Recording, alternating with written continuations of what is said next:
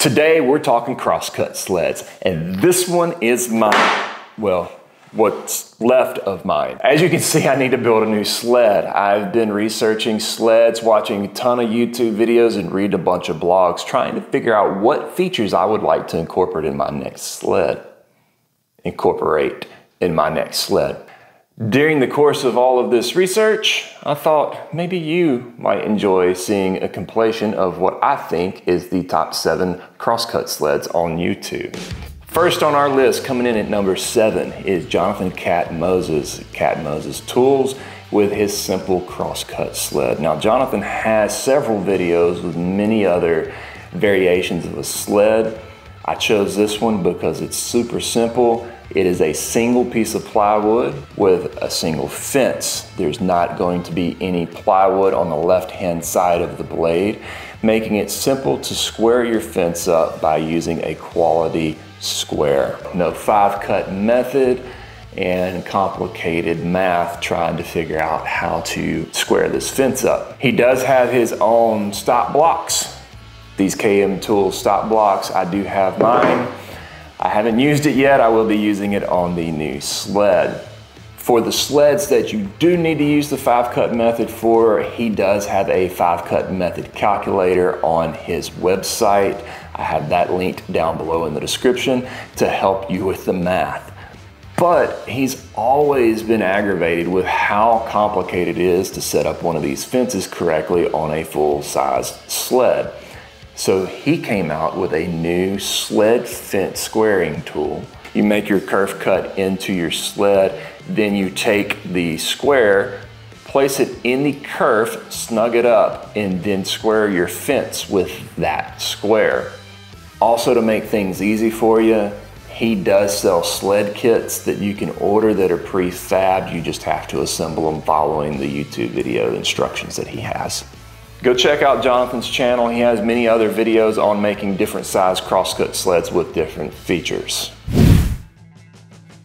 Coming in at number 6 is Jason Hibbs and Bourbon Moth Woodworking with his ultimate crosscut sled. It is a beautiful sled. He wrapped MDF with some walnut laminate to make it really durable. He also has a stop block. It is the Cat Moses stop block, but with his logo instead. He took his Shaper Origin and cut out his T-track slots, and he made an insert for where his kerf cut's going to go. So if he runs a dado or a 45 through it, he doesn't completely destroy the thing like I did with mine.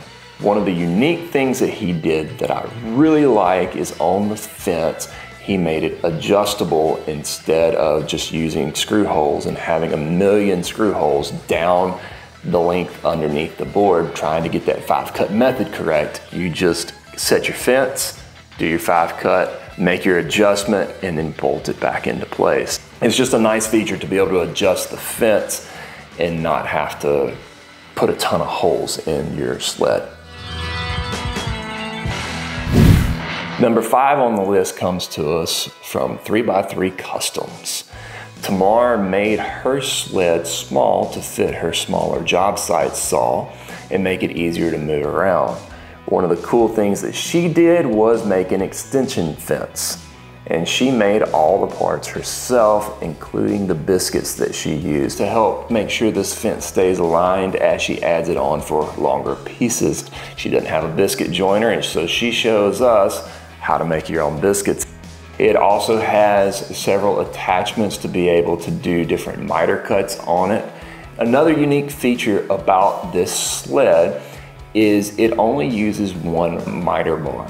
The reason why she does that is on the right side of her sled, she has it to where she can cut 45s.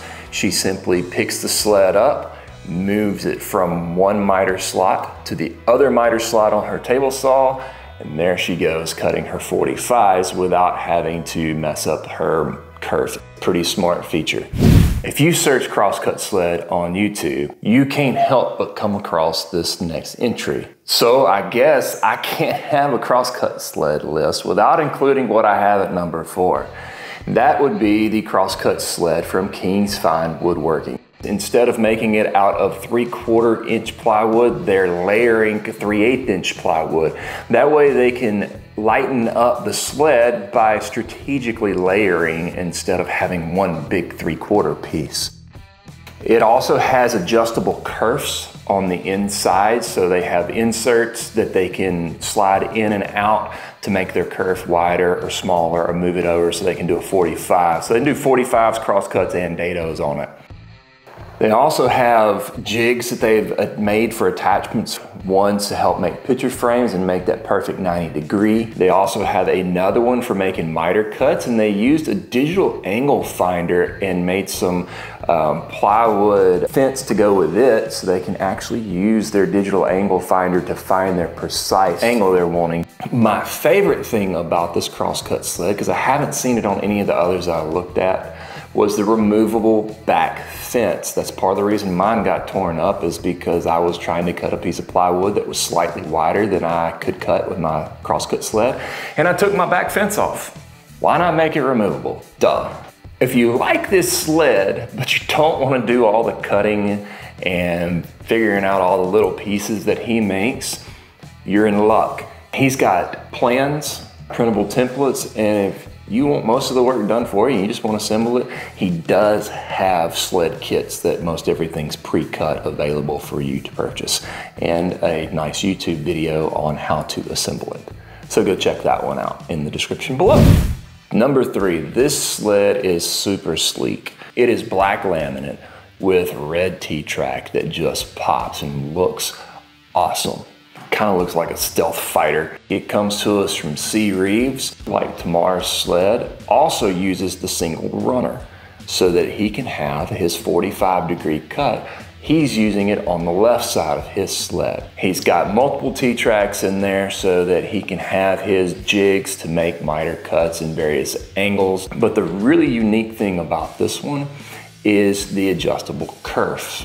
The rest of these are all going to have adjustable kerfs, because that's a pretty big thing to be able to do dados or regular crosscuts and not mess up your sled. This one, the whole right side of the sled moves over. He's got a couple of knobs in his fences. He loosens those up, slides the right side out of the way, puts the blade in, and then slides that side up to the edge of the blade and locks it in place so that he now has that new kerf. Number 2. This is from Greenwood. Never heard of them before till I started researching these, and this sled has a ton of features in it. First thing that you'll notice though is he's not using MDF or plywood to make the base. He's using laminate flooring. He's gonna lock together several pieces of laminate and cut it down to size. I would assume that makes the sled a little bit lighter, and it probably slides pretty easy because that laminate's got a nice smooth surface on the bottom side. You'll also notice that he's made his fences and his flip stop from what appears to me to be some sort of oak. It looks kind of like white oak. His base, just like C. Reeves, also adjusts in and out to be able to adjust his kerfs. His fence is set up like a long sliding box joint where he can adjust the kerf of his sled. He's got some fence extensions so that he can make the fence much longer if he needs to when he's cutting larger stock. This is a pretty nice sled. It looks like probably the most complicated to build on the list, but it's a really awesome sled with a bunch of features. And number 1, this crosscut sled comes to us from Palason. Hopefully I said that correctly. And he's out of Spain. Check this thing out. First thing he does is he's using phenolic plywood for his base. Now, phenolic plywood, if you're not familiar with it, uses phenolic resin on both sides. One side of this board is completely smooth, while the other side has a grippy layer, and he's using the smooth side on the bottom and the grippy side to help grip his work pieces. Doing a little research, this is more of a plywood that's used in trailers like toy haulers and stuff like that. I looked around to see if I could find some, and it's not as common here in the US as apparently it is over in Europe. What I did find was fairly expensive, so don't expect me to be using that on mine. Other features on this that are super awesome is he also has a adjustable kerf inserts. He's using HLP plastic for his, and so he can slide those in and out to make room for the dados and the 45s and whatnot. He's using T-track as well. I love his use of his extension fence here on this one. It's using tubing instead of the wood, which would be a little bit heavier, so this lightens it up, and he can have different sizes.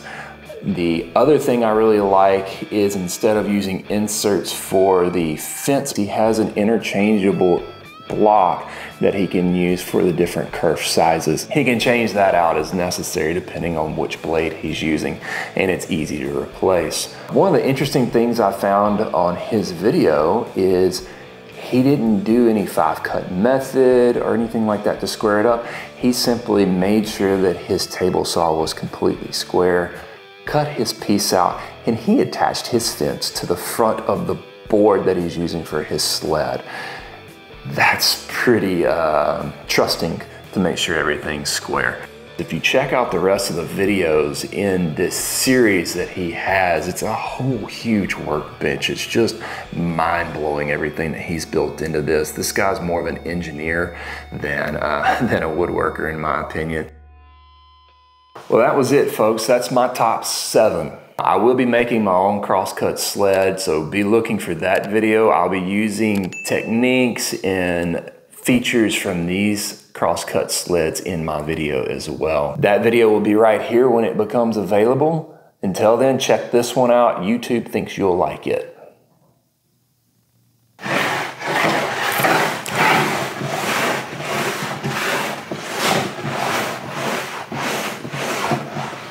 Bet you ain't seen a crosscut sled like that, have you? No, you haven't.